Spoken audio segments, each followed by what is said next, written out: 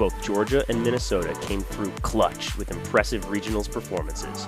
Now, they are battling to make the bracket out of a tough Pool A. Georgia's army of athletes can own the deep space, but maybe a healthy Cole Wallen gives Minnesota the spark they'll need for the upset. Find out coming up next.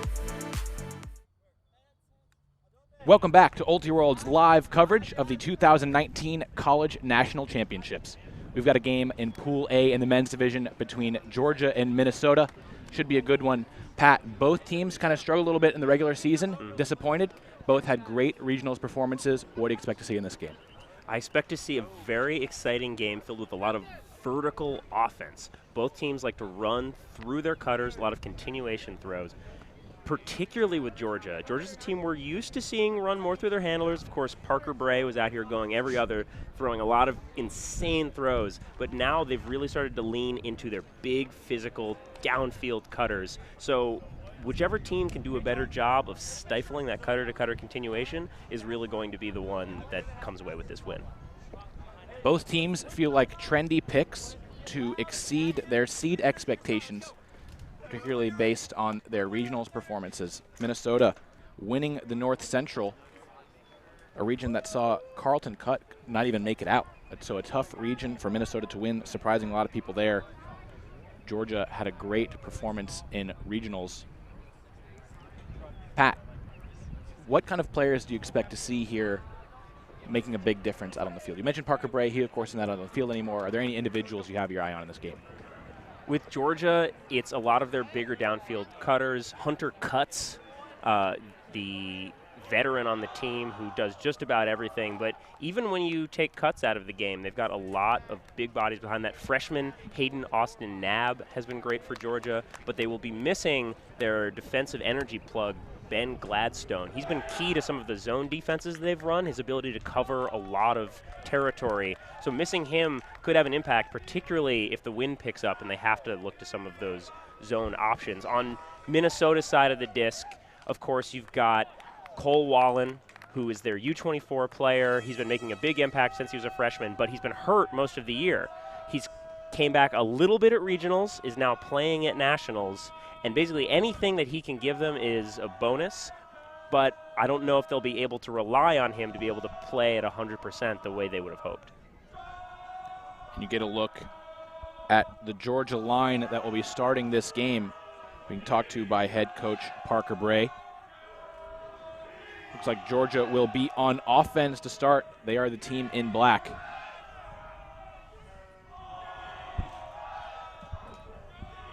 And the wind has died down a little bit, it seems, from its peaks during round one. Showcase field here a little bit better protected from the elements than the rest of the fields in the complex. You see Minnesota there in white. Just about set to pull and get us underway.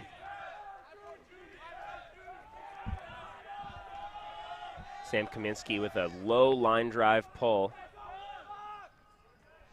Georgia will pick up Mac Hodges to start offensively for Georgia. Sagging in the lane, stopping that continuation to the cutters from Minnesota's D. Everything underneath so far for Georgia. But after that short pull already across midfield. And a near block. But Coleman Tapero able to make the grab.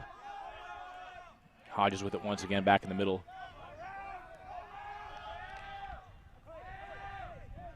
Drew DiFrancesco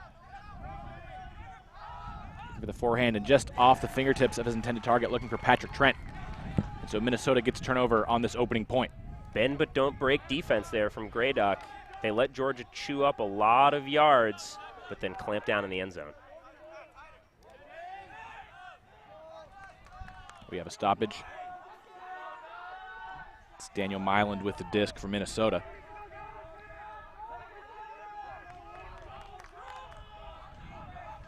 Disc back in play. Joe Bosshart does a nice job to win that under Kaminsky with the disc now. Minnesota's had a couple looks at a huck thus far, have not pulled the trigger yet. And that one popped up from Kaminsky, but Malachi Stern able to make the catch, so we have another stop. Looks like it was a pick.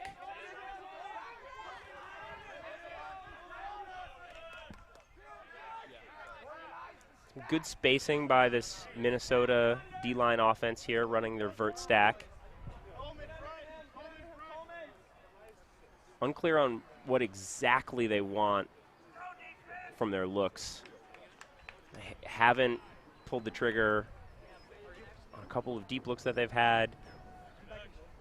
If that pick was not involved, it would stay there. Right. He picks it completed, and that player was.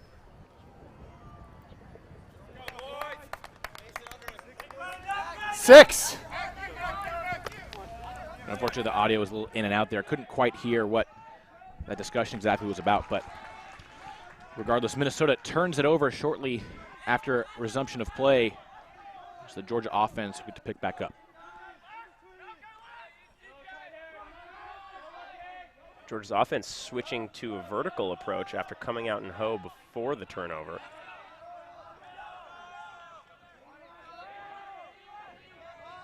Hayden Austin Knapp completing that pass to DeFrancesco, and DeFrancesco looking to the end zone, but that one is a bit too far, looking for Mason Carey for the score. So Minnesota will have their second D-line possession of this first point of the game. Hodge is barking at the sideline there. It looks like there's maybe some miscommunication on what exactly the coaches wanted to see. It's Kaminsky with the disc once again for Minnesota. Contact as he was looking to step around for that throw.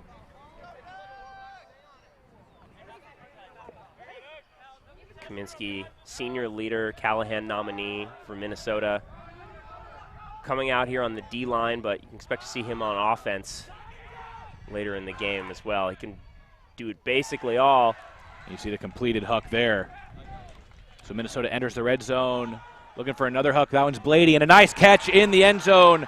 Minnesota gets the opening break on a nice grab there in the end zone. Sam Jordan Wood with the spectacular catch. Minnesota gets on the board first.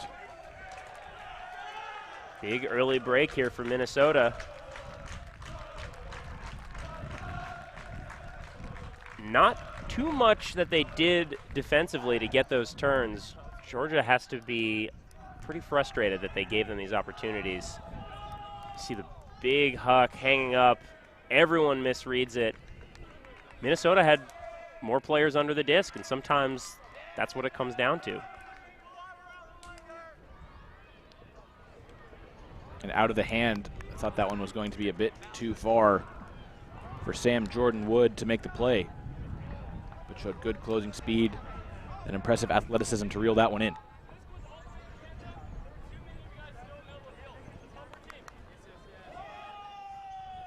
And that's something we saw from the Georgia offense regular in the season. The struggles offensively, committing a lot of unforced turnovers. It's not something we saw from them at regionals. So it'll be interesting to see if they're able to find that regionals form or if they revert back to what we saw of them for much of the season. Not an ideal start there. And with the blustery conditions here and everyone having a little bit of early nationals nerves, we already saw in round one that a lot of these games have been games of runs. Teams scoring 3 or 4 points in a row and then it's swinging back the other way. We saw NC State go down huge to Michigan, claw back to tie it up, and then give up a bunch of breaks to lose in the big upset in round one. We'll see if this game follows that same path or if Georgia can knock in a hold here. Well, they'll start in good field position after that pull from Patrick Norman went out the back of the end zone. A couple of quick resets for Georgia. Zone look here from Minnesota. It's as though they'll be changing up their defensive looks depending on if they're going up or downwind. Georgia moving the disc quickly, but not gaining much in the way of yardage.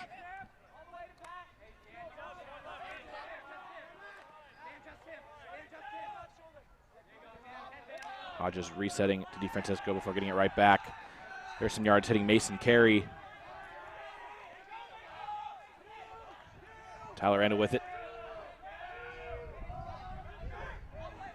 Better offensive flow from Georgia now. Hayden Austin Nab with the disc.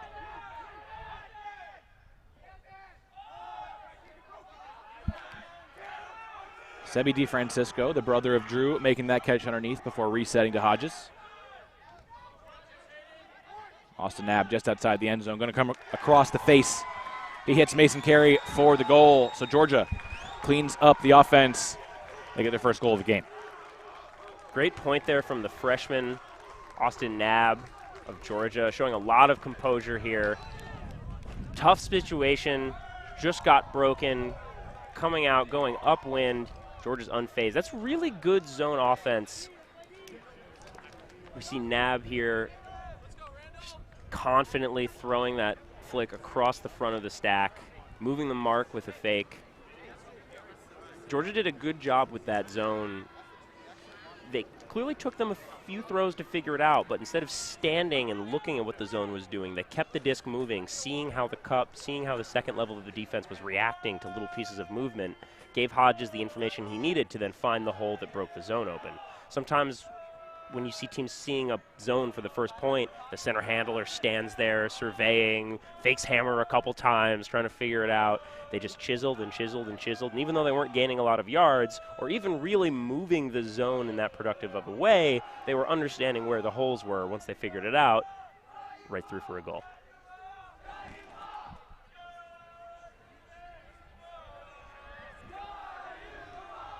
So improved offense from Georgia, maybe ready and expecting that zone defensively, looked totally unfazed.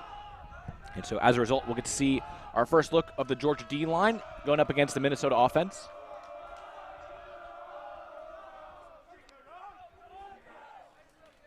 Nice pull there from the senior, Jason Jones. And this Georgia team is not one of many stars, but Jason Jones certainly capable of some highlight reel plays. As we see Georgia in a bit of a junky, zony look to start. And there, an early turnover, really a pure giveaway from Minnesota, and Georgia is able to get that break right back. A tale of two zones here. Georgia's much more effective than Minnesota's. Partially a better pull put them in position to dictate what the offense could do early. Minnesota unable to work the disc back and forth as well as Georgia was, and then just some heads-up defense there for the block and the quick score.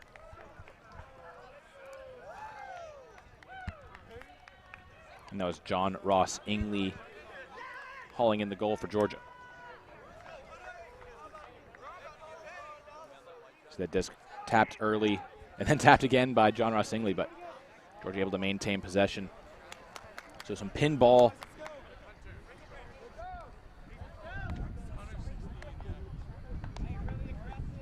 We'll take this little break and play to remind you that our live streaming coverage of the college championships is brought to you in part by Oak Creek Ultimate.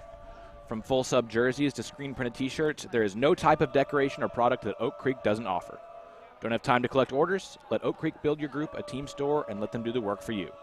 Reach out to them at sales@oakcreekultimate.com and get your order started today. So thanks to Oak Creek for helping us bring you this live coverage of the USAU D1 National Championships. Got a couple of early breaks so far. Game on serve, Georgia up 2-1. You see Jones pulling once again. And that's the best upwind pull we've seen so far in this game. So Georgia sets their D here. Weston Dune resetting to Wallen, dropping it back to lineback. And I like this zone look from Georgia. If for no other reason, purely from a personnel standpoint, they have a lot of long, rangy defenders. And Minnesota's offense is predicated on a lot of cutter-to-cutter continuation. Not necessarily the same little cheeky handler plays they were able to get to work there as they bust open the zone. Yeah, you saw a nice grab from cold jerk and traffic, and Minnesota off to the races. Once they finally made that completion, gained plenty of yards, but the Georgia defense able to reset themselves.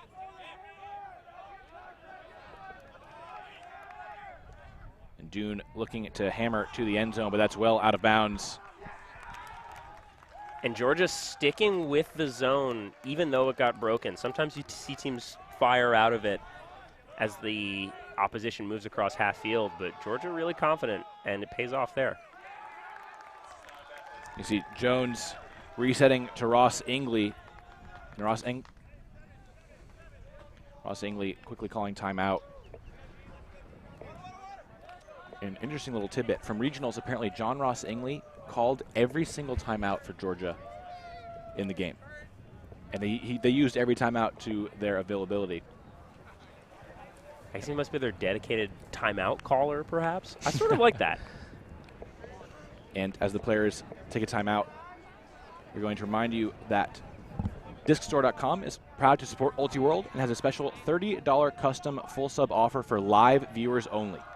Get custom team full subs for just $30 each using promo code Ultiworld. Email jerseys@discstore.com to receive the exclusive offer. That offer expires May 31st.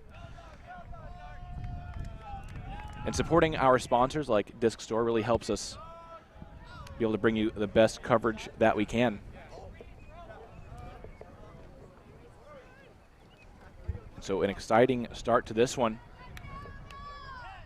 Georgia now coming out of their timeout. We'll have the opportunity to get another break. You see the turnover here that led to this break chance. Weston Dune trying to force that hammer through the wind. Classic receiver throwing his hands up like, hey, I'm open, why don't you throw it to me? That almost never works. For one reason or another, that just almost never works. To the Cutter's credit, he was quite open on that play, and Dune just not quite able to find the accuracy on the throw. Maybe too open. But Georgia out of the timeout with an immediate turnover. But Jason Jones with the point block. Stuffed! Getting it right back once again. And it's Ingley who will pick up. And then throwing to Jones, he's unable to make the catch up the line. So a furious exchange of turnovers. I guess Georgia just really loves playing this defense. Maybe so. Dune going for another hammer into the end zone, and that one is dropped. So I think we've had 4 straight throws, maybe 5, that have all been turnovers.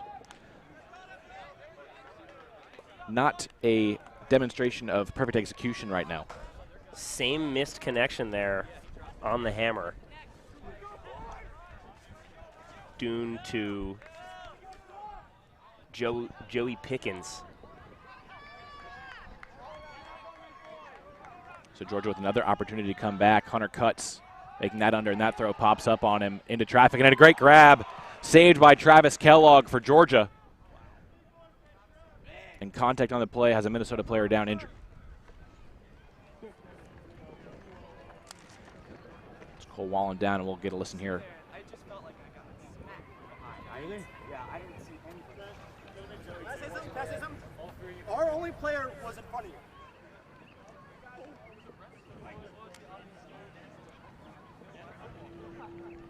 You got a little snippet there. Wallen making the blind foul call there. He knows he got hit. He doesn't know who hit him. I know, but he makes a play in the disc, and he's colliding with me, and I don't see it coming. It's a dangerous play. No, I was coming back to it from like 5.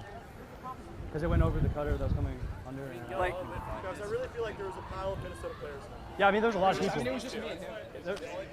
You two work it out? You made a play in the disc. He has a different opinion, but it's up to you. Yeah, it's between you two.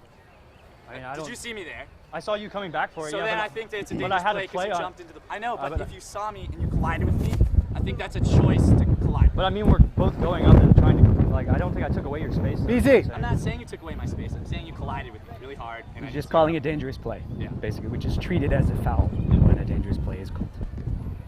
Yeah, I mean, I just caught the disc. First of all, do either of you need a sub? No, I'm okay. You're going to stay? Yeah. Okay, and there was no stall count, right? No. Just calling it as a foul. All right, neither the other observer nor I saw anything that indicated it was a dangerous play or a Okay. foul. Okay, so we'll just check it in here on 1. Okay, that's fine. All right. Hey, I'm on 60. Hey, we're gonna bird stack, Jake. Play will start with a check. The system works. Always nice to get that insight, that on-field conversation. Hear the observers saying that there was no, not to their eye, any dangerous play or foul committed. So Georgia will maintain possession after that great grab from Kellogg in traffic. Plenty of space here on the break side for Georgia. Yeah, it's Cuts with the disc at the moment as we have another stoppage.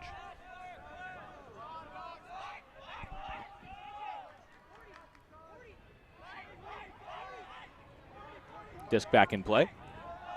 Nice inside throw to Jones. Jones, his throw pops up in the air, and that goes out of bounds and then swatted away just to be sure by Joseph Pickens. And that's a big opportunity lost for the upwind break. And Dune sending a big forehand all the way downfield. And that's finally tracked down for the score. Minnesota hangs on. They get the hold. Big connection from Dune to Cole Jurek. Great transition offense there from Minnesota. It had been a sort of stop and start, grindy point with the foul call and Georgia working the disc down the field. Minnesota playing the field position game, knowing that they're trying to try to huck right away. Jurek heads up play to immediately take off downfield, and Minnesota is able to connect. You see just too much air on that throw. Nice swarming defense from Minnesota. And a big, gorgeous OI. Jurek playing body position. And what makes that such a great throw is that it had the OI curve to it, but it wasn't too blady. So Jurek is able to establish his body position and then leave himself 10 to 15 yards of space to run into, and because the disc is floating down flat, that's an easy catch, as opposed to a scything blade where he has to scramble over and try to catch it over his shoulder.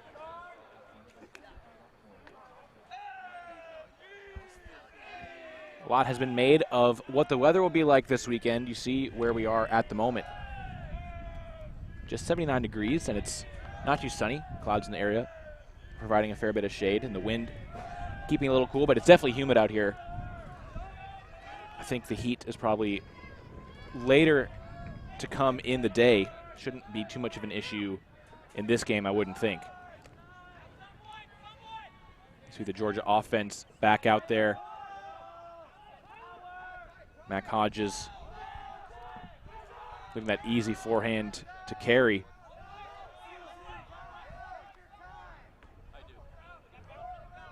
Drew DiFrancesco looking for Hodges for the reset. Ooh, that one saved. Little low from Hodges, but Carey makes a nice play to catch the low throw. Casual on the pivot there from Hodges, and that one gets away from Georgia. Minnesota's defensive strategy seems to be, let's make the Georgia handlers beat us. And thus far, Georgia handlers have been having some trouble moving the disc around.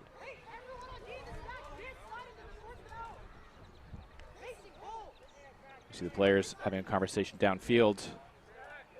But who knows, right? Make sure we're playing clean, right? Yes, sir. Good talk? Yes, sir. All right, coming in on 1. Let him get his shoot. Yeah. Wow, sounds like that was a good talk. Short at least, and I can always appreciate that as a commentator. It's the best kind of talk. So Minnesota, the full field to go. Looking for another break in this game, but first throw, turnover. Kaminsky unable to complete that up line. Drew DiFrancesco with a little flip to the end zone. Hits Hayden Austin Nab for the score. So Georgia, after the turnover, they get the hold. Tough turnover there for Graydock.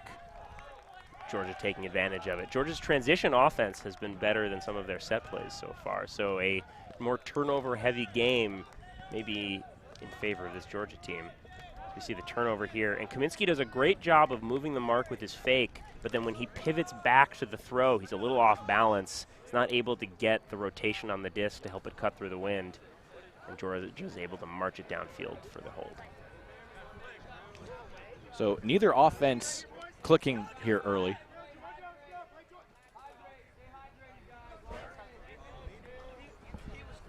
You see Jason Jones with the disc in his hand as taking much of the pulling responsibility for Georgia.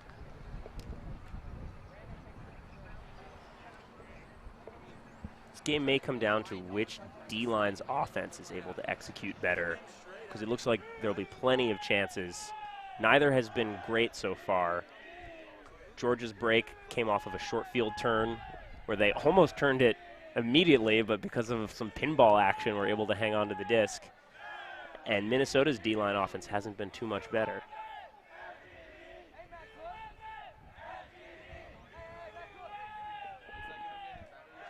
The last time out there, Minnesota, their offense barely survived a real break scare.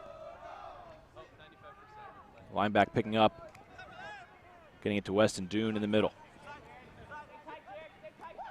That one a little scary for Minnesota. Cole Jurek looking for Cole Wallen downfield, and that one too far for Wallen. Layout attempt coming up just empty. Jurek Huck a little too flat.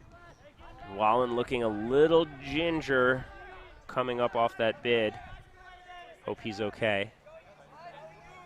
Yeah, Wallen the one who came up a little ginger after that collision on the previous O point for Minnesota as well, and as Pat mentioned before the broadcast, has suffered through injuries all season long. See Georgia entering the positive half of the field looking for this break. Jared Bennett cutting strike to get open for the reset. And that one too far. Georgia with another red zone turnover from their D-line.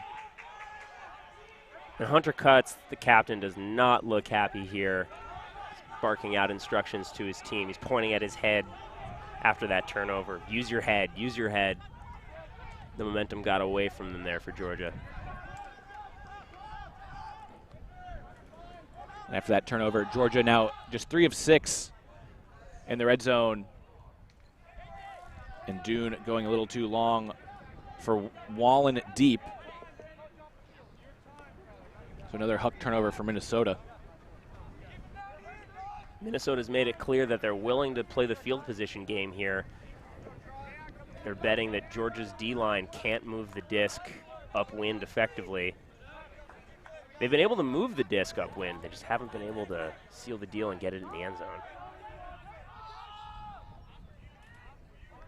Ingley elevating for that catch. Holsters the Huck. Hits Bennett underneath.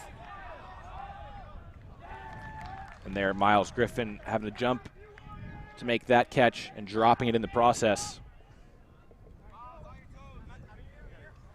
The wind definitely having an impact on those throws so far, but it feels like these turnovers are more a result of execution errors than anything else.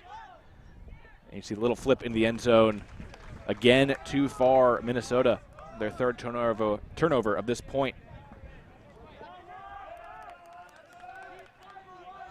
Now is Zach Trosvig looking to dink to the end zone. Maybe a little too casual on that little pop pass.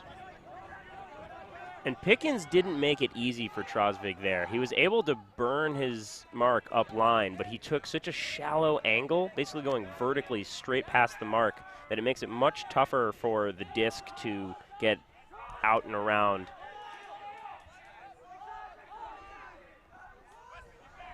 See Jones with the disc for Georgia hitting Cutts. Kellogg dropping it back across Angley, but we have a call. It's going to send the disc back.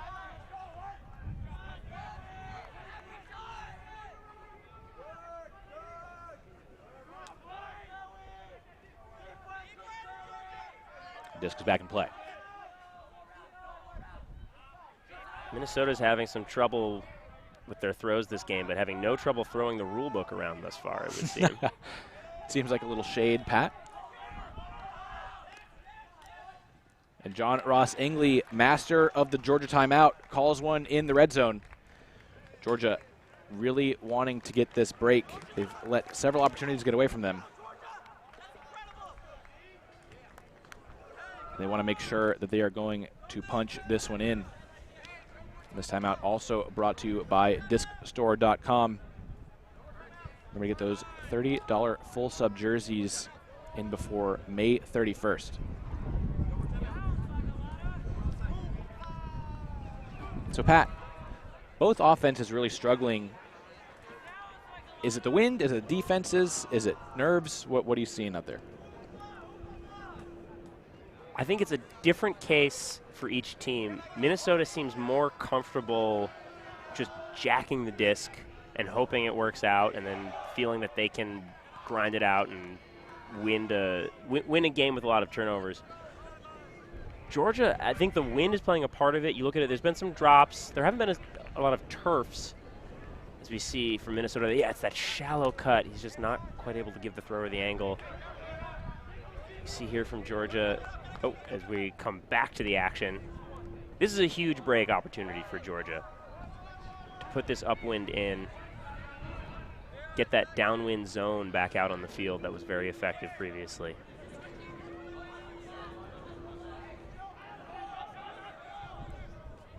So about 5 yards out, I would estimate, is John Ross Ingley for Georgia.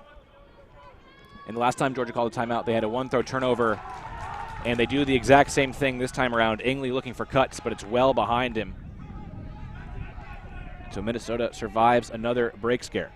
Cut's able to get a step on his defender, but just a really poor throw.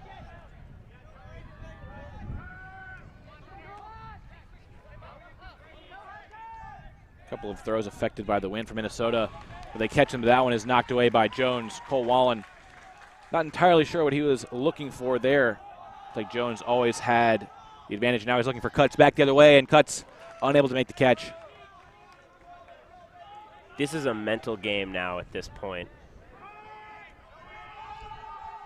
Yeah, both teams really just trying to hang on for dear life, it feels like, this point.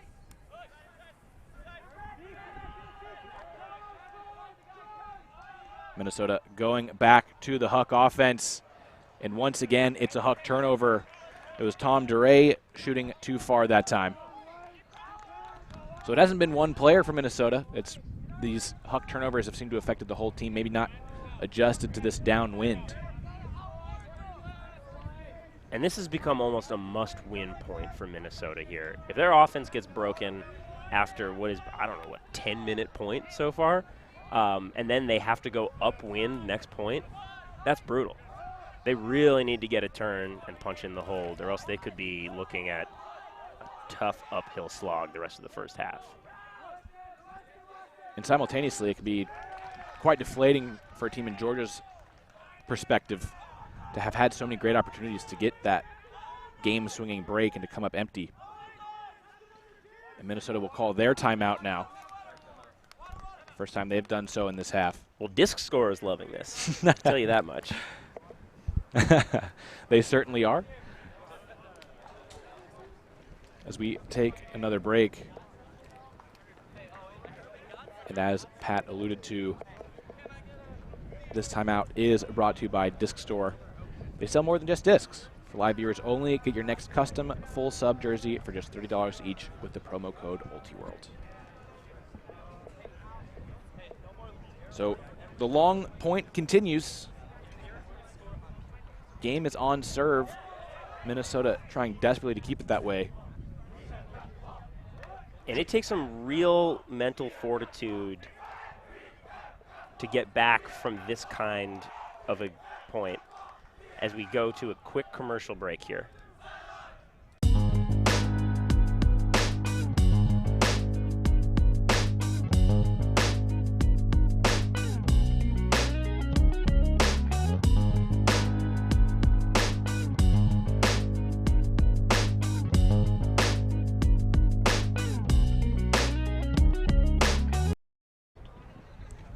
Welcome back. Again, we are in a marathon point here. Minnesota trying to get this hold. It's Weston Dune hitting Cole Jurek out of the timeout. Back to Dune now. We have a stoppage downfield. Yeah, this point has felt like it's gone on forever. Each team has called a timeout.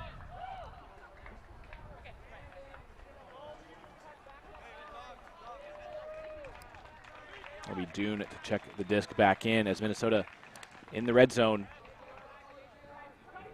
Cole Wallen with a nice inside forehand, hitting Dune for the score. So Minnesota gets the score, and with that, we'll go to a quick interview. We've sort of had an up and down season this year, struggling through a lot of injuries earlier on in the season. But we always had this motto of keep kicking and don't worry about what anybody else is saying or what the results of our previous tournaments have been. It's always just focus on what you can control. So at practices, we were always grinding hard, finding things to do outside of practice. The guys who were injured were always focused on getting back to where they needed to be. And when they finally did, we're on an upward trajectory, and we're keeping that going all the way into nationals. The philosophy that we hold to make sure guys are growing, I think, is the next duck up mentality. When someone goes down or if we need new legs, someone's ready, someone's fresh, and anyone can step in and take on that position. If that means guarding the best player on the other team, we believe in our top to bottom, top 30 guys on our team, our 30 guys on our team can play that role and guard those guys. Yeah, I think on a personal level, at least me and Cam, this being our fourth year, our fourth time at nationals, it really feels like the culmination of our careers. Neither of us are taking fifth year, so it's kind of the total, like. Get some insight from a couple of the veteran leaders on Minnesota there, excuse me. It was Wallen who had the assist on that last point to finally cap off the long hold for Minnesota. And so Georgia back out there on offense. Holman to Pero with the disc. Nice flip over the top, hitting Austin Knabb. Tapera making that catch under pressure, hitting Mac Hodges. Hodges snapping the forehand to the end zone for the goal. Georgia gets the clean hold. Going to send that Minnesota offense right back out there. I was just going to say, Daniel, that is exactly what Georgia would want.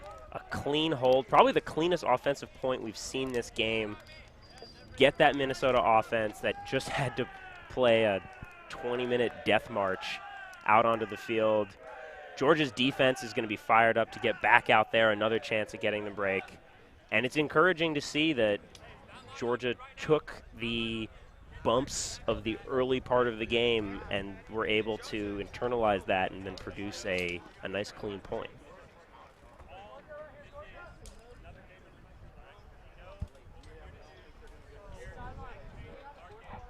So Georgia really an impressive possession, especially considering they hadn't been out there on the field for quite some time. Not what the Minnesota O-line was hoping to see from their defense. And it can be hard to get back to playing clean, efficient, ultimate after a couple really long turnover-filled points. You see Iowa State in the crowd. Players competing at their first ever college nationals as a program. Iowa State took half on Brown in their first game, which is not quite able to hold on in the second half, but showed everyone who was at the fields watching that they definitely deserve to be playing here at Nationals.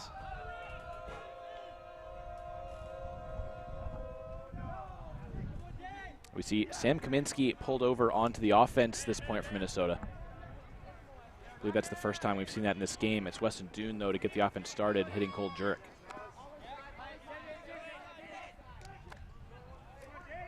Trosvig resetting to Kaminsky.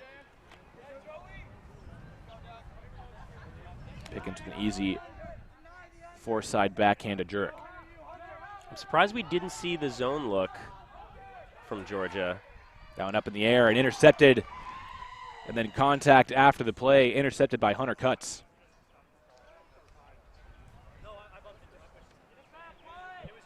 That throw from Jurek, a little too much time in the air. And both teams want to be moving vertically. So a defensive win is basically any time you can get the offense to move the disc horizontally across the field. So Georgia with yet another chance to get this break into the wind. They've come up empty every time so far. And Jones airing that one into the end zone. There is a traffic pile underneath. Big contact. David Petmecki trying to make the grab. Weston Dune in the area for Minnesota. Loud foul call from Petmecki there. And seeing it live, it did look like Dune came over Petmecki's back before the disc was in Petmecki's hand. Foul. Play will restart with the check. You'll check it in. You'll walk it to the goal line. When you touch it to the ground, then we'll be able to stall, okay? Checked in. Everyone can move. You heard from the observer there that it is ruled a foul. So Petmecki will pick up and have the disc on the goal line. Georgia has been awfully close to punching in a break chance. This is the closest they've been so far. Oh, and Cutts was open on the cone there. But Petmecki settles for John Ross Ingley. Georgia finally gets that upwind break they've been looking for the last few points. They go up one break. Really poor end zone defense from Minnesota. They allowed 2 players to get open on the cone. Second one got the disc for the score. With a Georgia D-line that has really struggled to move the disc effectively, you have to try to make them swing that. You cannot give up that space on the cone. That's the one rule. That is the one rule of end zone defense.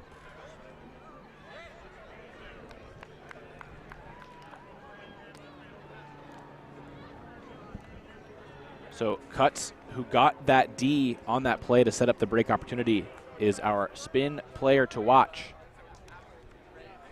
Cutts, an interesting figure in the division. Graduated from Georgia just recently, will be a beekeeper after graduation. Bees are hot right now. Pat, you would know better than me. Prior to Ultimate, he was a competitive ballroom dancer at Georgia.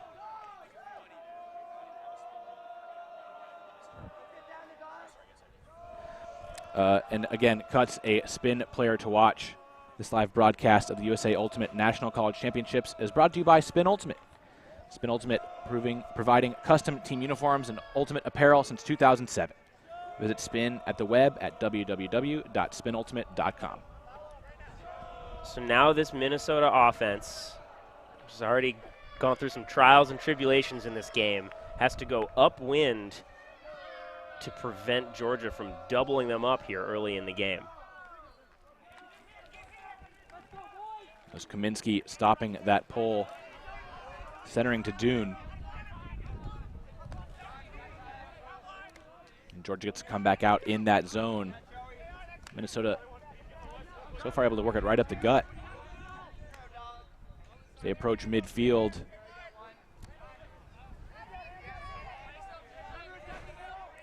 Stagnating a bit here.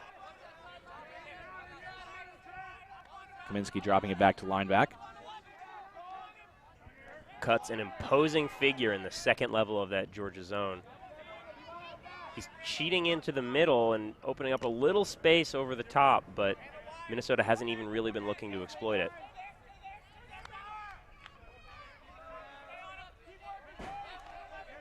Minnesota having to go backwards now after getting so close to crossing midfield.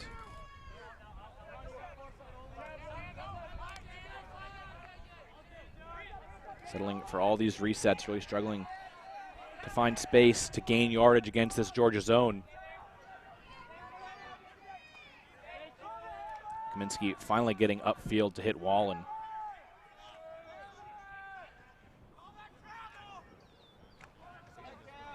And some quick movement here for Minnesota, finally finding some success. They enter Georgia territory. Georgia's sideline yelling, "Call that travel," on Kaminsky's movement through the cup, but it looked good to me. Nice catch on the sideline from Tom Duray. Minnesota has it back in the middle of the field now.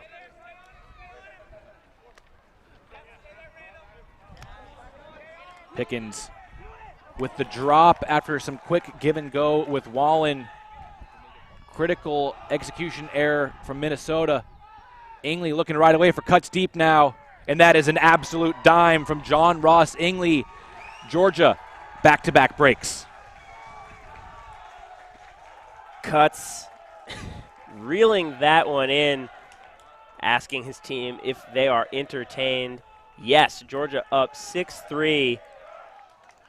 And that was great zone defense, forcing Minnesota all the way back. But then when they finally got through, oh, just a devastating drop there from Pickens. And great transition offense from Georgia. No hesitation. Cuts knew exactly what they wanted to do. And if you're Minnesota, you have to know that that's what's coming.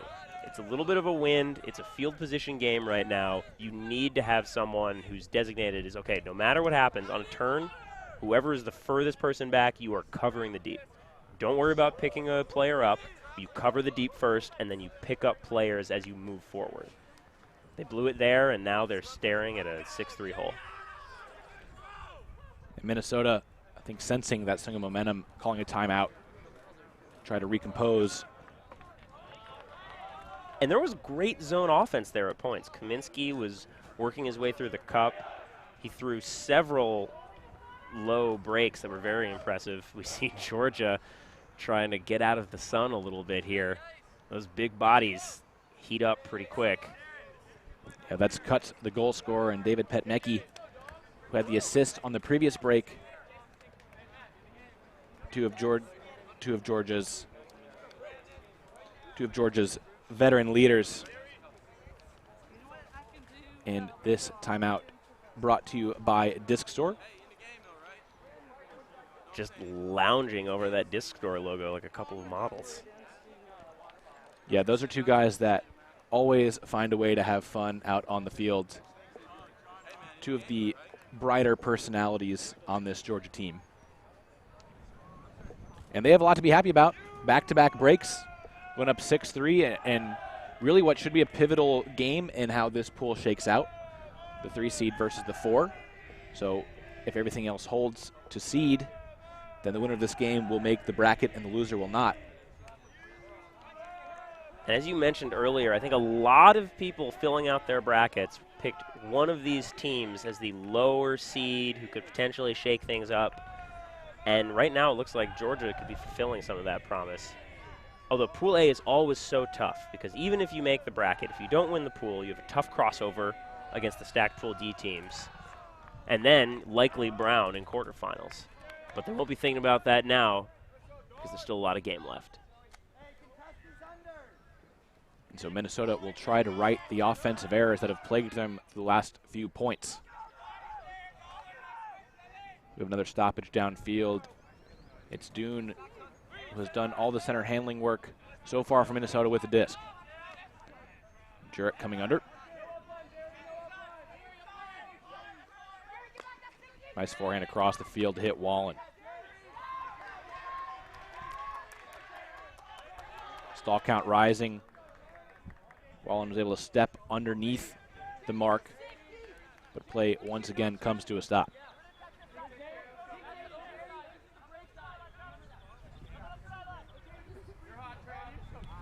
Kaminsky checks the disc back into play.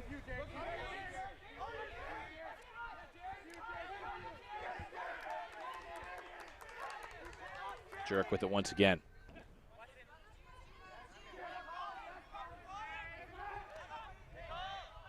Got another pick called downfield. Disc will come back to Pickens. Kaminsky doing a great job here for the Minnesota O-line. But remember, he's technically a D-line starter for them. They've had to pull him over here. You got to wonder what kind of wear and tear that's going to take and if he'll have the ability to then go out and play really hard defense the rest of the game. Kaminsky's disc pops up on him there, and that'll be another turnover. So the Minnesota offensive struggles continue, and Georgia will look to break for the third straight point.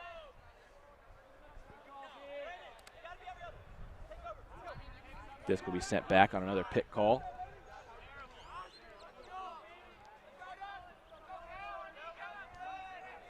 Zach Trosvig on the mark.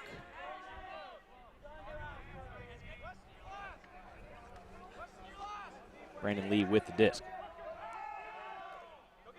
Able to reset to Ryan Dollar. And comes right back across the field. Georgia moving quickly now. Colin Cassidy with it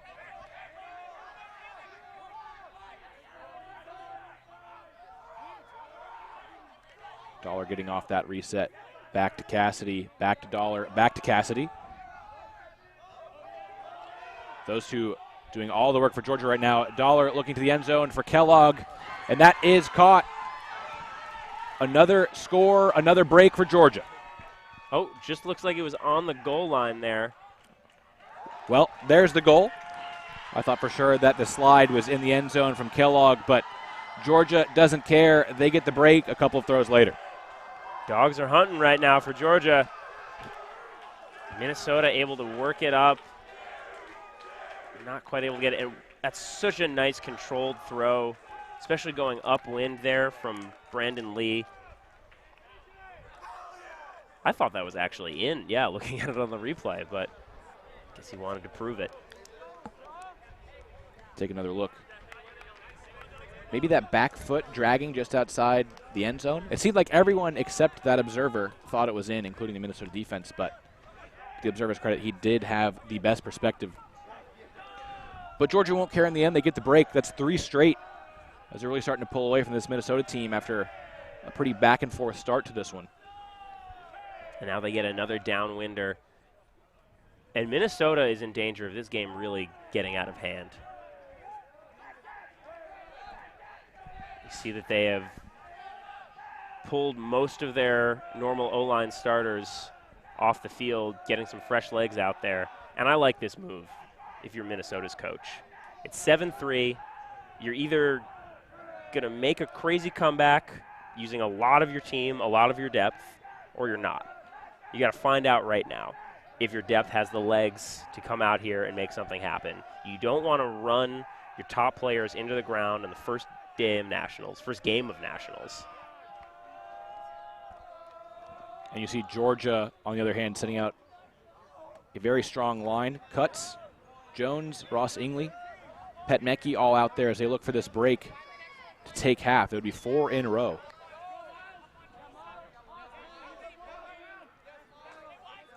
And they again send that zone down that has given this Minnesota offense fits in this half.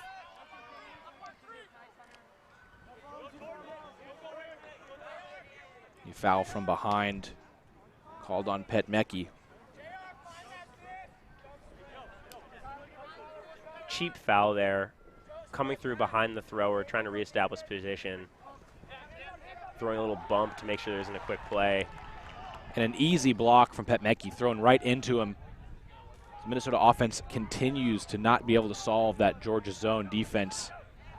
As a result, they've got another short field break opportunity, but Cuts throwing too far and too low for his intended target near the end zone.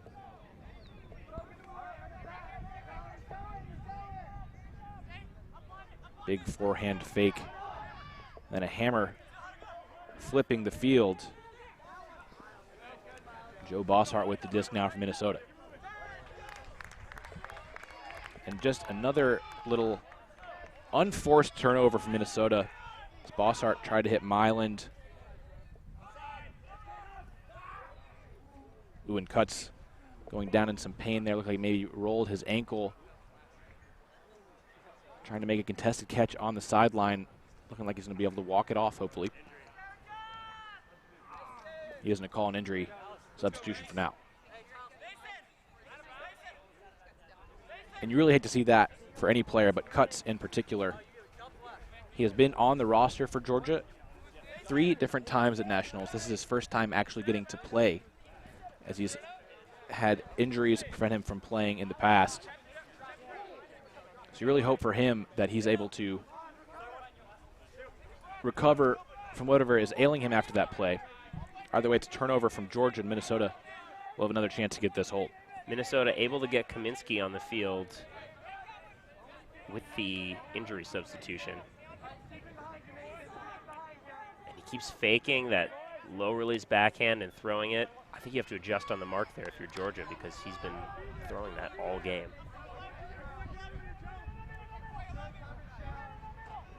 Disc back in the hands of Kaminsky now.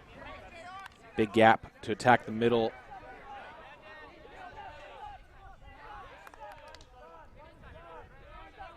Hands are a little too high on the marks here for Georgia when you're playing a team that's going upwind. Throwing upwind, you want to be throwing low.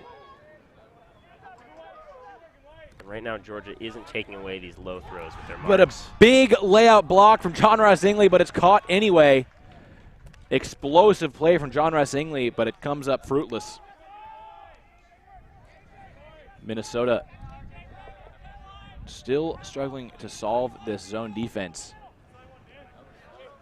Even when they've gotten a couple throws to gain yards, it never builds momentum.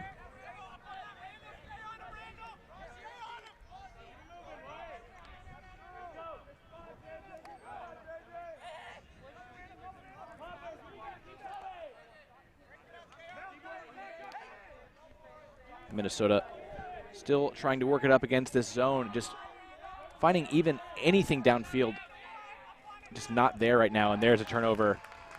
I think that was going to be a turnover anyway, but it was Jason Jones who swatted it into the ground, to be sure. And Jones there popping it over the top. We're going to have a call downfield. Not sure if it's going to bring the disc back or not.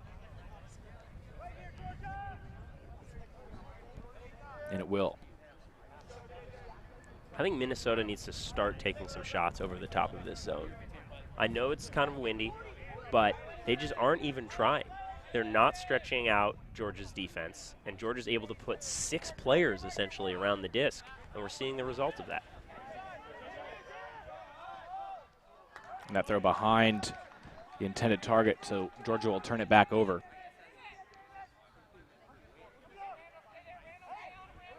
Kaminsky coming to Myland. Finally able to quick continue to Bosshart. And now Minnesota might have something going.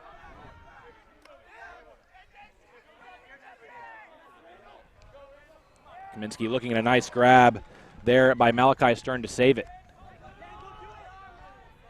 It's Jonah Jossart dropping it back. Another big hammer. Bosshart plenty of space.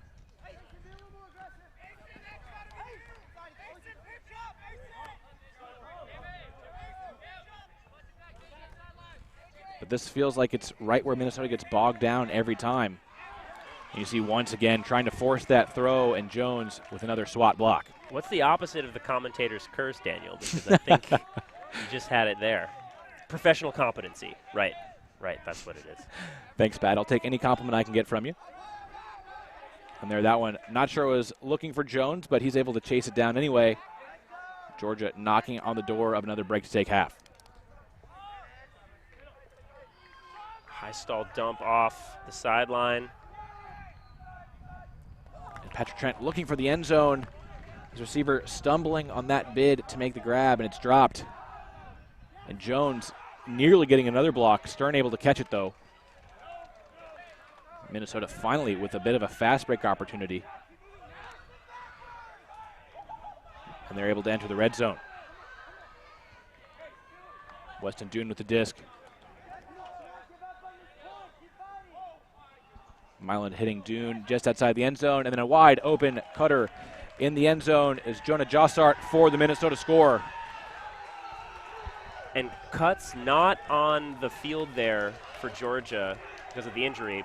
We have a little interview with him pre-recorded. You can check it out now. Well, we do have a big athletic team. There's a lot of guys on our roster who are 6 feet and above, a lot of guys on our roster who like the deep ball. But that being said, we've really tried to buy into the run the ball style, move the disc with consistency, take shots when they're there, but we feel very comfortable and are getting more comfortable working the disc through high percentage looks. And I think that being as big as we are, it gives us options that give us more options that are easier options. So a 50-50 ball may go in our favor more times than not, but knowing that we have the 50-50 ball in our back pocket allows us a lot more higher percentage looks. And it's not always the easiest thing to look off these shots that could very well win us games in order to make plays that we know down the stretch are going to win us games. Got to hear from Hunter Cuts there, and as we said, he went off the field on the last point injured. Cuts has been a big influence on this Georgia team all season long. Would be a big loss for them if he's unable to get back out there. Not just in this game, but for the whole weekend. Big pull from Cole Wallen to start the point here. A break that Minnesota really could use.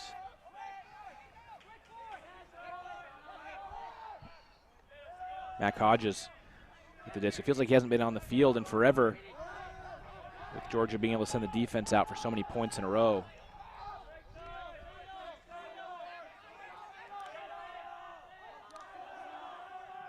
Georgia gaining yardage. Just a few yards at a time.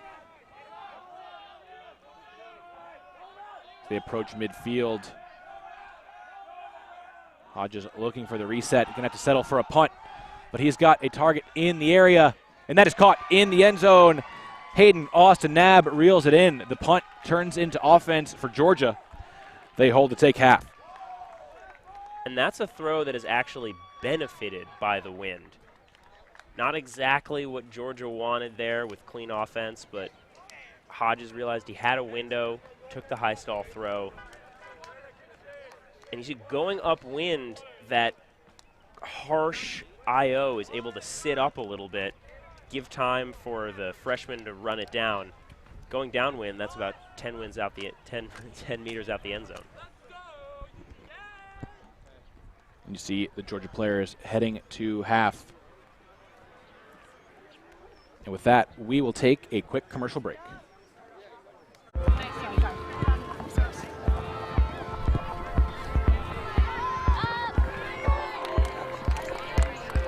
We come in all different shapes and sizes, but our uniforms don't. Equipped with multiple jersey cuts, lengths, and sizes, Full Circle is the perfect fit for your whole team. Look better, feel better, play better.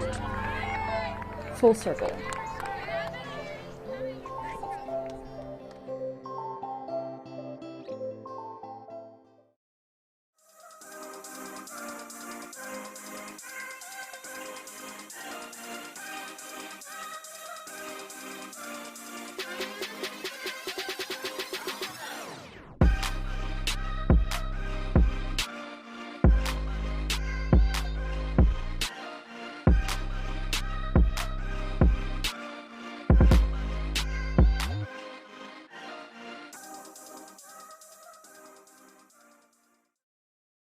Every time the pressure rises, we play better. Let's go, keep down the field. An Ultiworld subscription gets you closer to the players and personalities you care about with game video,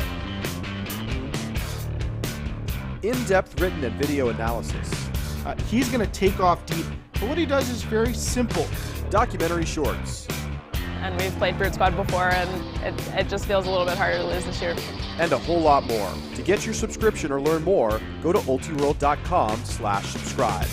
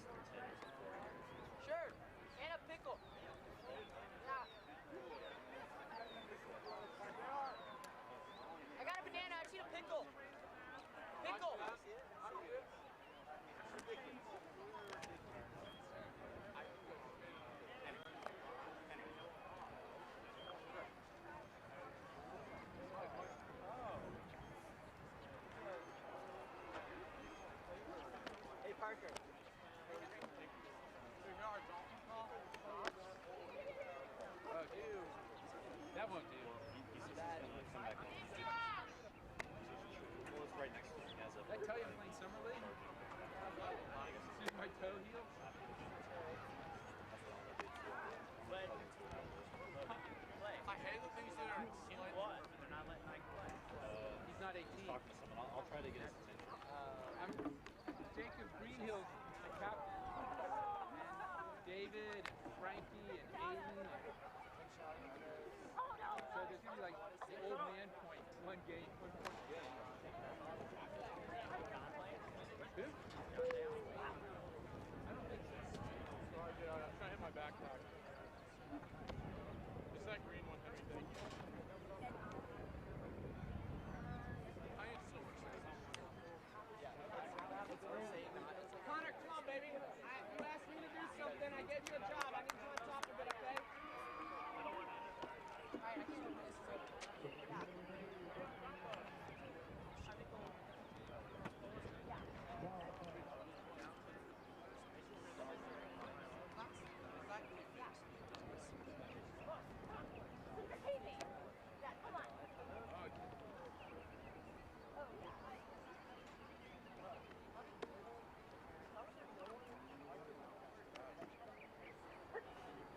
You should have gotten up. That was Bill. That was so high. That was really nice. Yeah. I was watching Soccer versus 49 just to get me in the mindset of playing and Dylan can tell how this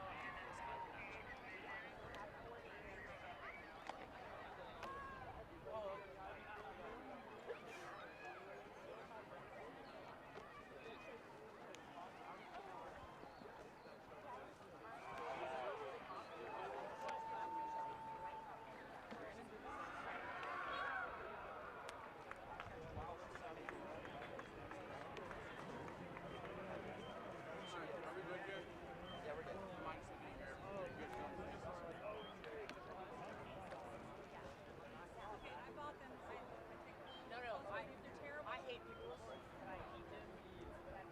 So that's probably what's going to happen. So they're not I'm just going to throw up The second mark. It's better than us logging Hey, Kathy. I thought it's high. Did you guys taste it? Yeah.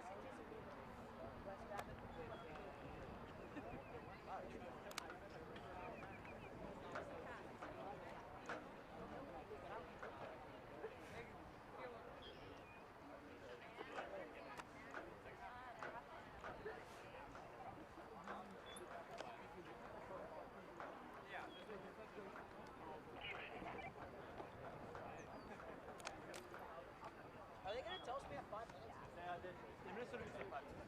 What? The observers are in the restaurant. Yeah, the second thing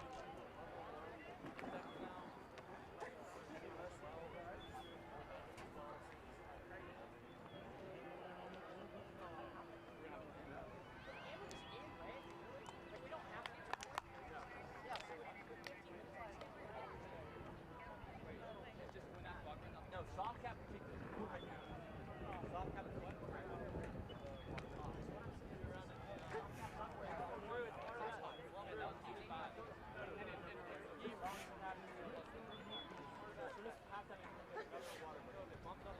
That's beautiful. I love these rules.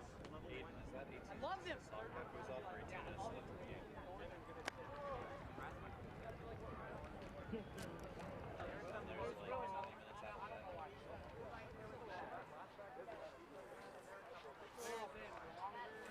Can you give me a quick shout out when I need to get back on the comp? Huh? Can you give me a shout when I need to get back on the comp? Yeah, there's like 5, probably 4. And then when I'm on the end of that point, I just had 4. If we start right before soft cap, should be much better.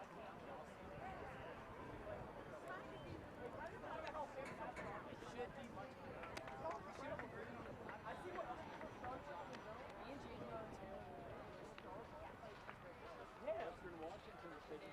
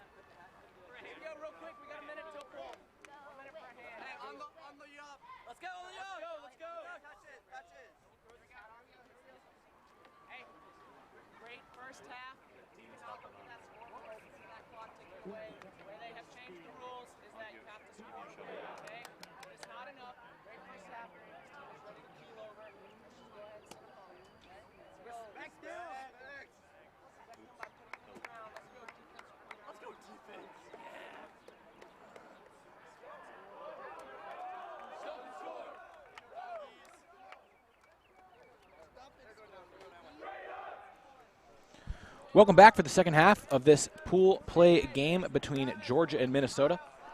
Dominant first half performance from Georgia. They took halftime up 8-4. So a long way back from Minnesota as their offense really struggled against the Georgia zone defense.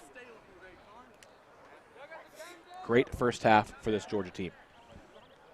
Great half, great scoreline, great intensity. There was a marathon point earlier in this game that Minnesota's O-line was able to punch in a hold after, 10, 15 minutes. And usually when you see one of those big, long points end, the team that scored gets a big mental boost. We won the marathon point. The other team has to walk back. But Georgia was the team that came out on top after that point. And I think that really speaks to their mental strength, the intensity that they're bringing, and that's bad news for Minnesota, that they were not able to capitalize on that kind of crucial point. Yeah, with so many long points in that half, it feels a bit ironic, but to me it felt like a very pivotal point in that half was the point right after that long one, where Georgia came out and got a lightning quick hold, sent the Minnesota defense right back out there, the Minnesota offense, and that was where Georgia was able to put that run of a few breaks together to give themselves that breathing room. Fortunately for Minnesota, they get to start this half on offense.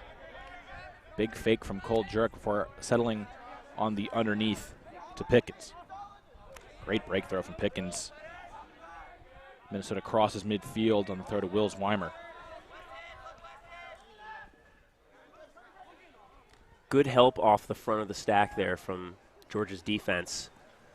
Able to flash out into the lane to take away those shallow in-cuts and then quickly recover before any swing throws can get off.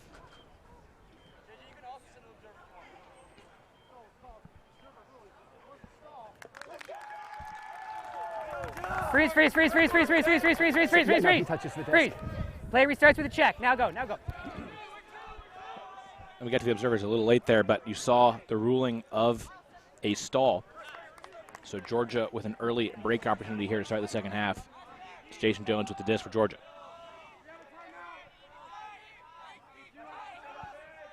John Ross Ingley hitting Lee. And he hits Jared Bennett. Tough catch from Lee, but he's up to the task. And then a much easier one for Petmecki, but he's unable to make the grab. A little hot from a close spot, and now Minnesota looking to Huck for the score. And Weston Dune attempts to toe the line. Looks as though the observer is ruling him out. Observer was trailing the play there as the quick transition attack, but I guess he felt confident that he was able to get a good look at it. Maybe we'll be able to see a replay later. But yet another Huck turnover from Minnesota. They have just not been able to dial in that part of the offense. So Georgia with their second crack at the break here to start this second half. The Huck and play D strategy when you're going downwind is legitimate, but you have to hit on a few of those Hucks for it to work. You saw an awkward stumble from Jones, giving the disc back to Minnesota on a short field. And so they are able to get the hold. They certainly needed that if they're going to come back in this game. But it does seem that the first half offensive struggles have carried over to the second half for Minnesota. Exactly. Minnesota will like the result, but not like the process that led to that point. Georgia gifted them the disc on the end line for a quick score there. And Georgia's offense taking the field here. As we see, it's tough to tell from that angle. Get a better look at it here.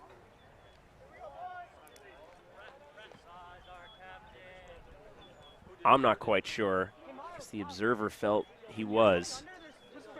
Yeah, really just difficult to see where the line is back there. It's a little deceiving. It's definitely not the tape back there. So difficult to see from our camera angles where that line was in relation to Dune's foot. But you see the turnover and Wallen with the quick pickup and toss for the Minnesota hold. There have been a tremendous amount of drops this game from both teams. We've seen Minnesota several drops on the little dink and dunk through cups, and then Georgia 2 on that point. Yeah, it's difficult to say why that's happening. It's not too windy down there. maybe a little breezy, but the wind isn't making a whole lot of discs real fluttery. But we see another drop almost, but saved right at the last second by John Rohrbach. Unable to make the first catch cleanly, but saving it by going to the ground, and Georgia knocking on the door for this hole. DeFrancesco to the end zone, but a big layout block, saving the goal for Minnesota. Wow. Incredible defensive play by Jonah Jossart for Minnesota to save that goal. And now they're looking to Huck to come the other way. And that's not coming back in. You see that Huck well out of bounds. A couple of players exclaiming for the Georgia sideline to not touch it. Trevor Graham there from Minnesota, he made the play from out of bounds, so it doesn't impact where the disc gets checked in. All he did was unnecessarily backpack a Georgia player there. Yeah, Georgia didn't seem too happy about it either, understandably. But Georgia does have the disc back.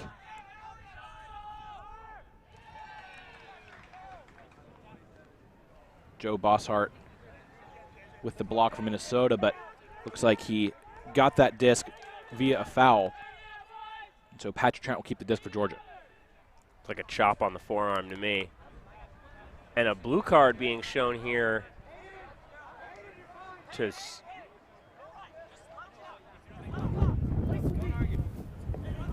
looks like it might be for dissent, perhaps. When you're ready. Yeah, we weren't able to hear exactly what that was for, but it wasn't to the player who committed the foul. It was to a player further back in the stack, so it very may well have been for dissent. Yeah, hard to say for sure, but it looked like it was Jonah Jossart from Minnesota who was given the blue card. Georgia struggling offensively here, though. Minnesota with another chance to get a much-needed break to try to get back into this game. Wind definitely looking like it's affecting the throws here. And not just once they're in the air, but how the throwers are approaching these throws. You see the Minnesota thrower there leaning all the way out, getting really far down, very conscious of the effect that the wind is having, and overcompensating with that backhand led to it turning. And Georgia, as a result, gets a quick, clean hold on that possession after a couple of turnovers. Pat said the wind making it tough for Minnesota to come back. So it wasn't pretty, but Georgia gets the hold on their first point after the intermission. This is a tough spot for Minnesota. You play all year, you start peaking, you win your region, you come out to nationals, and then your first game is a scrappy, hard to figure out the momentum of the game. You're making big plays like that. I mean, that is just a phenomenal block. Oh, yeah, getting down to actually get the disc, avoiding body contact, but then too much I.O. on the throw. And it just clearly already out of bounds. No reason to crush a player over the back like that. And then the quick work for Georgia once they got the disc back another time. But yeah, you certainly need to know the rules out there. I think the Minnesota defender was perhaps reacting to the Georgia sideline, saying to not touch it, to not give up the field percentage. Reacting, thinking, oh, if I touch it, the disc will be down here. But certainly an unnecessary and just not a smart play. It's never good to put another player in a spot to be risking an injury, but certainly not when it doesn't even impact your team at all in a positive way. And Cutts not out here on this D-line for Georgia, so his injury from earlier may be a little more severe than we initially thought. Yeah, he was limping pretty severely on the sideline after that play. We'll try to keep an eye out for him and keep you up to date on that development. As you see Minnesota trying to march it down offensively. Weston Dune with the disc for Grey Duck. On a great high release forehand to get the goal for Minnesota. Cole Jurek getting just enough space to complete that pass. And that might have been Minnesota's best offensive possession of the game. Able to move the disc from side to side and get it to Jurek in the end zone. Jurek's had a up and down season for Grey Duck, much as Grey Duck has had an up and down season for Grey Duck, but he's going to be one of the keys to their success. We can see here that he made the U24 men's national team, which is quite a distinction. Basically the best players in college, and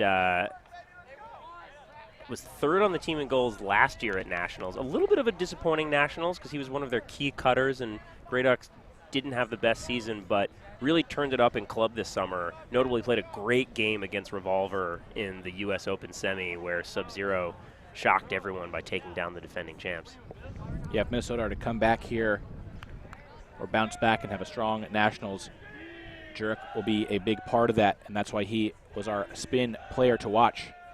And this live broadcast of the USAU National College Championships is brought to you by Spin Ultimate. Spin Ultimate providing custom team uniforms and ultimate apparel since 2007. Visit Spin on the web at spinultimate.com. So Georgia back out there on offense. It's Mac Hodges right on the brick mark. Big layup block comes up empty. And Georgia enters the Minnesota half of the field. Throw across the field, back to the middle to Tapero.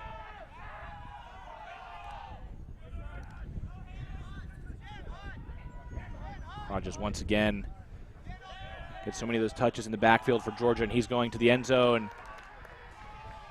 And he connects for the score.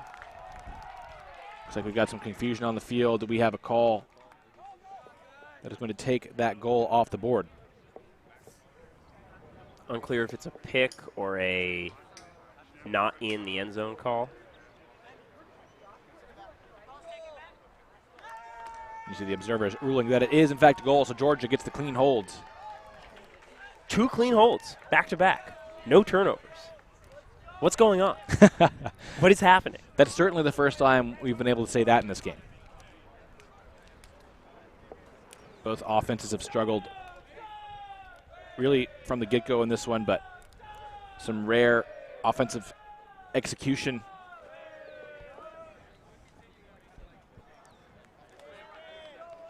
We'd like to take this moment to remind you that Oak Creek Ultimate is offering a team promotion of 25% off on all team orders of 12 pieces or more. Contact them at sales@oakcreekultimate.com before June 6th to take advantage of this limited time promotion. That's sales@oakcreekultimate.com to get 25% off your next team order.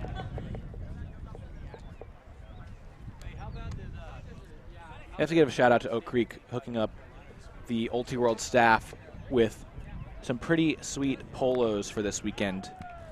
I've been clamoring for Ultiworld polos really since the day that I started working for Ultiworld. You're a polo man. Yes. You wear a lot of polos. Big polo man. Love me a good athletic polo. I haven't worn a polo since about 2007. It's weird. Do you feel like you've been converted by the Oak Creek polos? It's better than the polos I remember wearing in high school when I was listening to Fall Out Boy. And I would certainly hope so, Pat. I as a polo man, I have to say these are high quality polos. A big fan. And as we dwindle down here the time in this game to cap, Minnesota needing a big comeback, down 10-6. Nice sliding catch from Trosvig on the sideline. Wallen coming under for that catch. Heading Pickens, who tumbles in the end zone but hangs on for the score. So that's 3 straight no-turn possessions in this game, seemingly coming out of nowhere. Minnesota will take it, though, as they get that clean hold. Minnesota's done the first thing they need with this comeback. They stopped the bleeding, but they're going to have to step up the pressure defensively to get back in the game. Nice controlled away flick there from Wallen. Pickens ensuring that he doesn't add to the drop club with that full-bodied catch there. And Pat, you mentioned that Minnesota needs to step up the defensive pressure. it hasn't been so much that they haven't been able to create turnovers, really. It's just they haven't been able to convert. Absolutely. Their offense has had some real trouble, their D-line offense. Although in the second half here, they haven't had as many chances, with Georgia's O-line able to march down the field, no turns on the last point. But if the beginning of this game is any indication, Minnesota's defense will get the opportunity to put some breaks in. Whether or not they can do it is a different matter.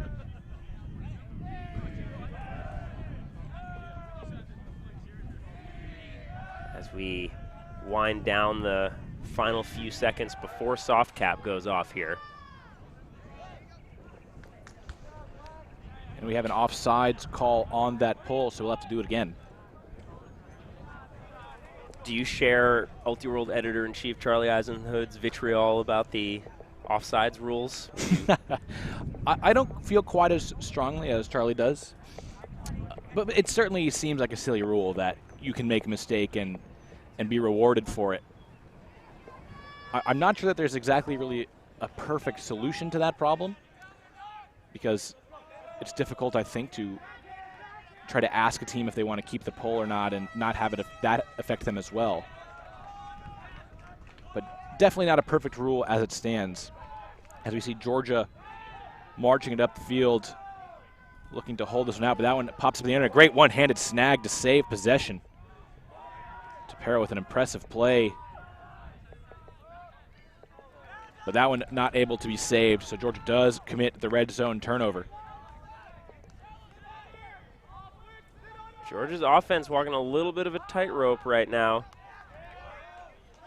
Minnesota, a big gainer, looking for this break quickly, but that one too far out in front.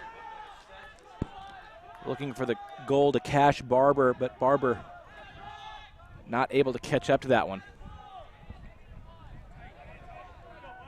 That was a nice rip from Kaminsky on the flick sideline, upwind, getting it to hang perfectly.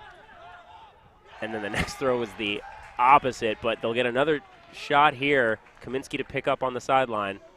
And that was Myland reading that throw very well, beating the cutter to the spot to get the block. Kaminsky able to get it off the sideline. And that should have been such an easy throw, and it pops up in the air. An easy continue for a goal for Minnesota, but the throw just not there. You see the frustration from the Minnesota teammates. That's heartbreaking. That's a basic elementary, your first week of practice freshman year continuation swing throw. And on the big stage of nationals, admittedly with some wind, sometimes those easy throws just kind of get away from you a little bit. That's really a play you have to have at any stage in the game, but especially when you need to come back down a few goals here late in a crucial game at nationals. But Minnesota will get the disc back. Tyler Ware with a blind block. Disc thrown into the back of his arm, it looked like. Kaminsky with the disc once again for Minnesota. And that throw caught up in the wind, and it caught right on the sideline by Jordan Wood. He gets it further up the line to Barber.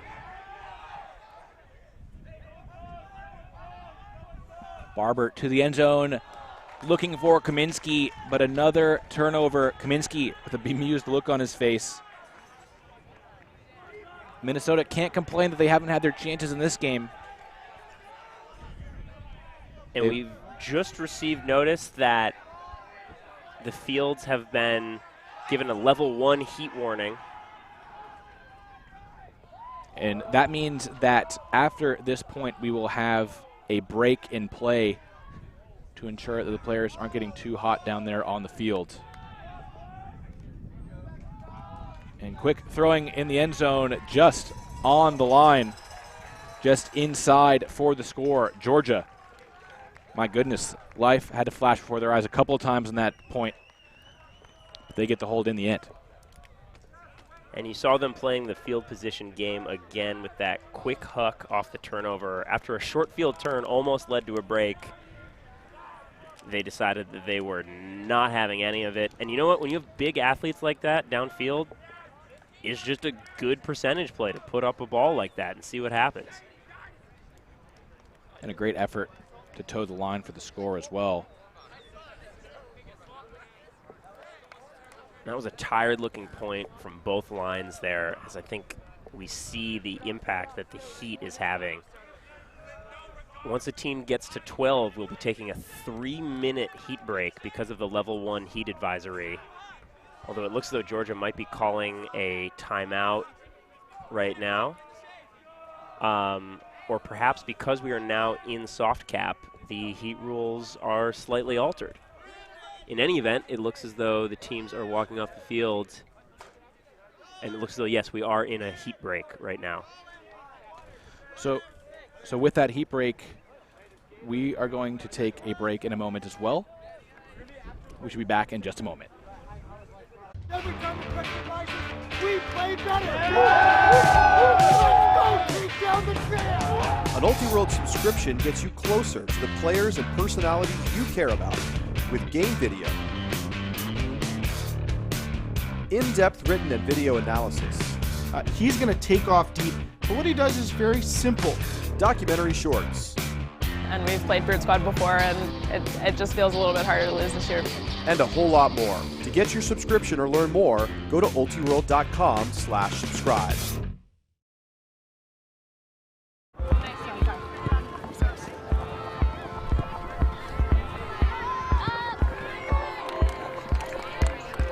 We come in all different shapes and sizes, but our uniforms don't. Equipped with multiple jersey cuts, lengths, and sizes, Full Circle is the perfect fit for your whole team. Look better, feel better, That's a good ad. play better. Full Circle.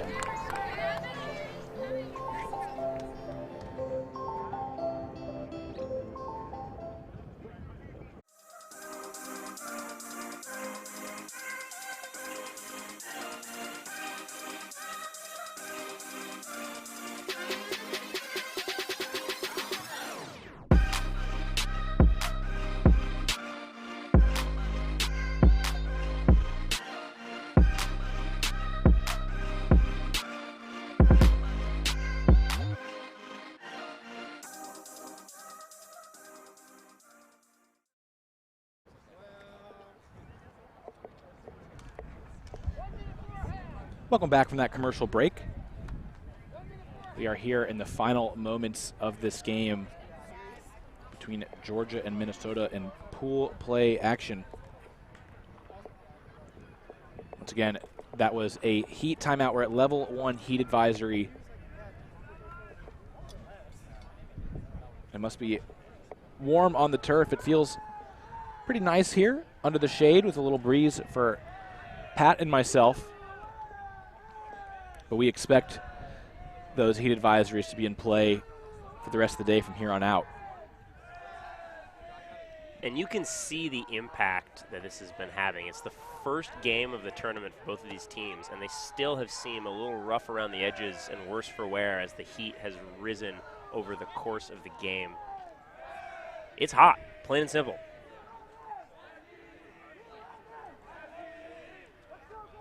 So Georgia will be coming out on defense up 11-7, game to 13.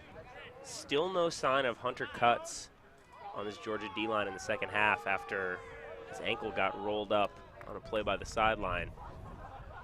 And it may be a function that Georgia doesn't want to risk him while they have a nice little lead here, or it might be something more serious.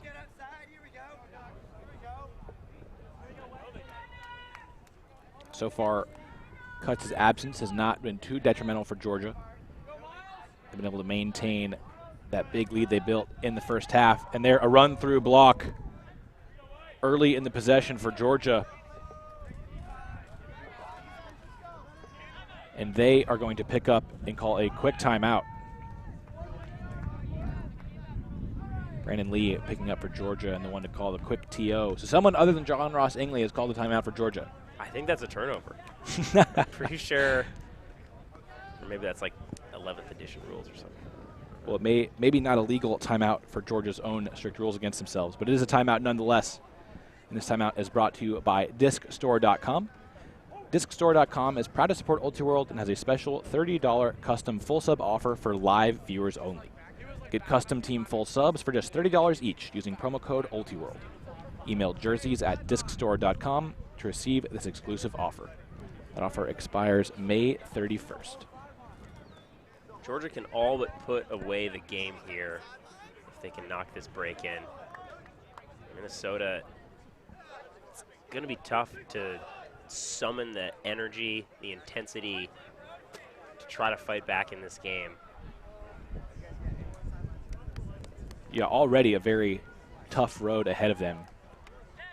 I think a break would certainly ice it if it hasn't been iced already.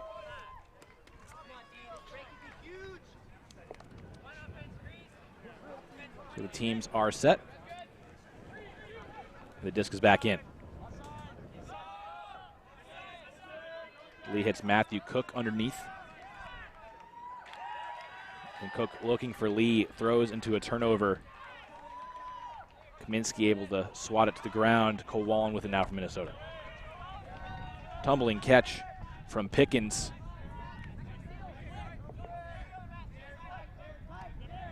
Dune hitting Jurek.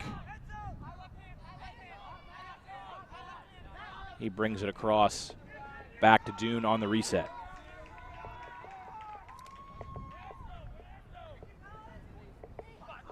Jurek right back to Dune. Those two do most of the work once they get it back. Minnesota gets the hold, but still a long way to go for them. Nice flow there after Dune got the block to give Grey Duck the disc back. And now it's on Minnesota's defense to start converting some of these chances. We've seen they've been able to take the disc away. We see Dune there with a crafty little left-hand poke. Initiating some contact there, but not enough for it to be a foul. And then a nice little button hook cut for the goal. Georgia's offense will likely give Minnesota the shot at a break here. Minnesota just has been unable to convert them here in the second half, and now they're running out of time. They're basically going to need to get a break on this point. Yeah, they're going to need a few pretty quickly, to be quite honest, as this game gets closer and closer to its conclusion. I'd like to remind you that we will be streaming live all day long. We've got another good one coming to you after this game at noon local time between Ohio State and UCSB in women's. That's the game of the day, in my humble opinion. Should be an exciting one, Pat. We'll see if this one has an exciting finish to it. It's been Georgia on top since that surge in the first half.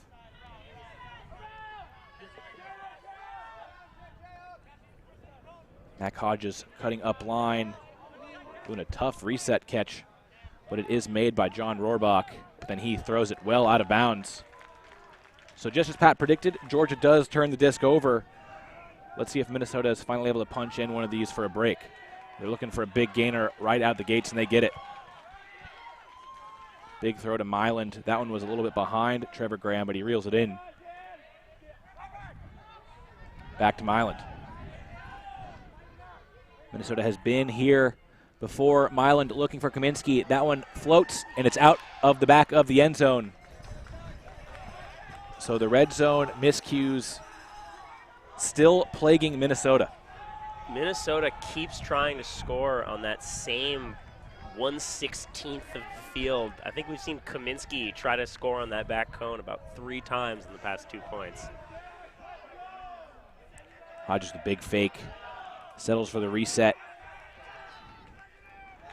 Patrick Trent with the turnover, looking for Mason Carey. And I'm surprised Carey couldn't get to that disc. Some of the fatigue really starting to show here. Kaminsky with the disc for Minnesota. And another play with the wind. Graham nearly able to make a miraculous catch to save it. If you were to draw up a heat map of Minnesota's turnovers, That front cone and side of the end zone would be volcanic.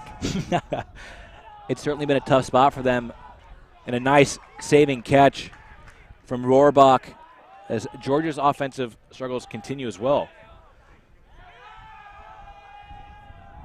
And a huck to Drew DeFrancesco gets the goal for Georgia. A little sloppy again, but Minnesota still just cannot punch in that break opportunity.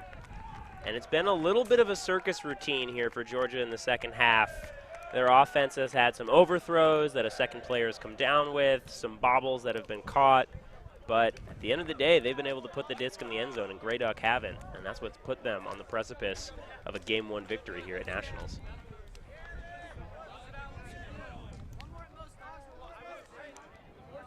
See the huck to DeFrancesco for the score. Minnesota's O-line comes back out here trying to keep the game alive. Minnesota will have a crucial game this afternoon against Ohio State at 2 o'clock. That will be really, really key in seeing how this pool unfolds, no matter how this game turns out. Yeah, still plenty of action to go around here in Round Rock. These first couple of days always hold so much excitement as teams fight to keep their seasons alive, fight for positioning in the bracket, or just to make it to the bracket in some cases. This game likely will be a crucial one in determining which teams, I should say, out of Pool A keep their seasons alive.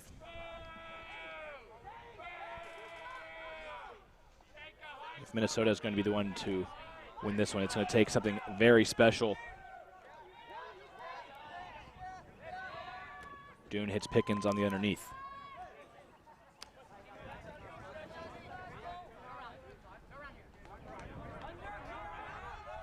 Jerk swinging it back to the middle. Dune going to unfurl a big forehand, looking for Pickens in the end zone. And as has been the case all day long for Minnesota, they are unsuccessful on the huck attempt. Give Pickens credit for the effort on that bid there as he reaps a face full of turf, but there is no chance that disc was staying in. So Georgia picking up. They are looking to break for the win. They'll have to go the full field. It's not something that they've had a ton of success doing. Jason Jones going for a big backhand. Got a couple players in the area, and that's a great catch by Lee, and he flips to the end zone, but it's not caught. Looked like a clear foul to me there as he tried to make the throw. See the replay. Lee, it's impressive he's even able to find that with the disc coming straight over his head. Yeah, and Dune coming in and chopping his forearm. Yeah, definitely a foul. But Lee again going to Coleman Benedict in the end zone, and that is a stone-cold drop. Completely uncontested for the game-winning score. Wow. Just an amazing amount of drops in this game. And Dune able to dial in the forehand huck this time. Big gainer for Minnesota. Cole Jura calling that one in. That is a rip from Dune.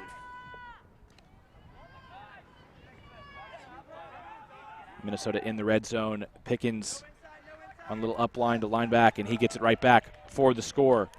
So it looked like Georgia had it won, but the drop keeps Minnesota alive, and they finally get that hold. That drop was so bad, it's the kind of thing that could almost cause a team to collapse. 12-9, game to 13. You think this one's over, but I mean, that was brutal. That should have been the game right there.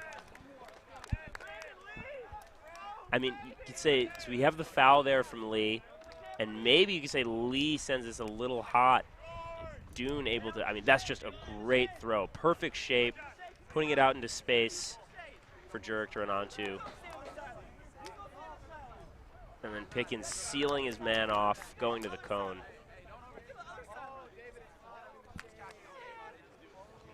Now, Pat, you said that that's the kind of drop that can have a team maybe throw away a lead like this. I think it would still take quite a bit of doing to give up a 12-9 lead with just over a minute left before hard cap. And I have to say, having been at Southeast Regionals watching this Georgia team, they were up something like 14-9 against UCF, and then saw it get to 14-12 after giving up back-to-back quick breaks. But I think Georgia's the kind of team that, you know, the way they play offense, getting broken isn't necessarily that surprising to them. And while, you know, you never want to get broken, they never seem to be fazed by it. And they weren't fazed by it late against UCF. I would be surprised if they were fazed by it here with so little time left. Offside call there. Looks as though it was offside on Georgia, so that's one apiece. Offsides for Minnesota and Georgia in this game. Just want to note that Georgia coach Parker Bray tried to return the disc to the Minnesota puller and just threw an awful flick that went straight into the turf.